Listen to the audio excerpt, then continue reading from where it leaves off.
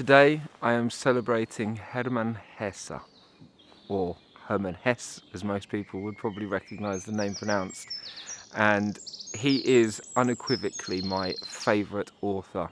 I have read some of his books multiple times and listened to them, and he is beauty. He is beauty. I was given my first Hermann Hesse book when I went travelling. Somebody had the good idea to give me a copy of Siddhartha before I went off to Australia for a year. And I must admit it wasn't the first of the books that I picked up, because it's funny when you go travelling how often people give you something to take with you. Or at least it seemed that way in the circles that I frequented.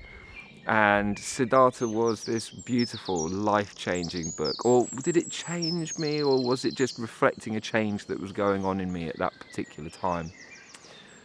It's a story of the life of the son of a Brahmin, a holy man in India who goes through his own personal awakening. At one point in his life encounters the Buddha, who warns him against too much cleverness, and it's the story of his entire lifetime. And this is a pattern that you see in many of Hesse's books, is the portrayal of an entire lifetime. And it's a really fascinating way to dive into a story. And I mean, some people would argue that he's written the same story many times over, and I've seen critics that dismiss some of his work on account of style and technicality. But for me personally, I have loved his books. He imbues everything with a meaning and a purpose and a beauty. His poetry is incredible, which I always think is fascinating, considering I'm reading someone who wrote in German originally, and yet the translations, I mean, I don't know if the translators are waxing lyrical or if they've just managed to somehow retain that sense of poetry from the original language.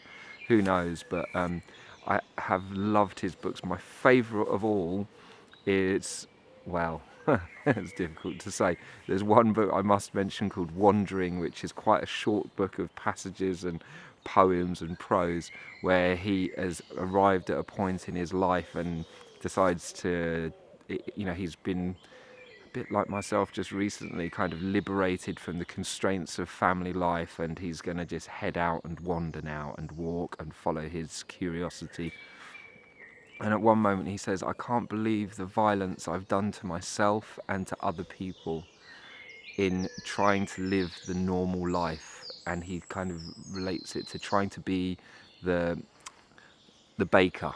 He uses an example of someone who has a very standard career, of trying to be the baker, of trying to be the normal family guy, and it's basically just not him. So I really loved that. It spoke a lot to me. The violence I've done not just to others but also to himself, or to myself. So then the book that I love most of all is a book called Narcissus and Goldmund, which is, I think it was written just after his encounter with Jungian psychology, and so it's very archetypal. It plots the lives of two young men who live very different lives. They're kind of like archetypes. He paints two different ways, very contrasting ways of looking at the world, and how they manifest through the lives of these young people who finally then get to meet each other in their later life. And it's a absolutely beautiful story that I have read a number of times. I'm sure a psychologist would probably be able to tell a lot about me just from me saying that. It's a really, really wonderful story. So anyway, I could just keep using superlatives and keep talking about how wonderful and beautiful and lovely and amazing it is. I am so deeply grateful for the writings, and so therefore I am celebrating the life of Hermann Hesse.